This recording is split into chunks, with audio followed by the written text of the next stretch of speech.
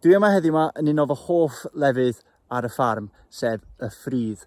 Wan, sa chi wedi bod yma rhyw 2-3 mlynedd yn ôl, fysa y lle yn llawn rhedyn dwys, tal iawn fyny at y ben, ond fesel blwyddyn da ni wedi bod yn trio rheoli yr rhedyn yma. A fel da chi'n gweld bellach, mae'r lle yn garped o glycher gog, a dwi'n clywed crochder y cerrig tu ôl i mi hefyd. Dwi'n meddwl bod o'n le arbennig iawn.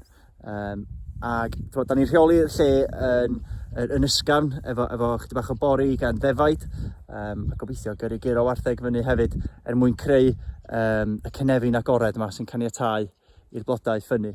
A dyma esiampl sicr chi o rhai o'r nwyddau cyhoeddus da ni wedi bod yn sôn amdanyn nhw yn ddiweddar, sef rheoli tir mewn ffordd sydd yn dda i'r amgylchedd ac yn dda i fywyd gwyllt. A da ni'n cynhyrchu bwyd yn y fargen hefyd.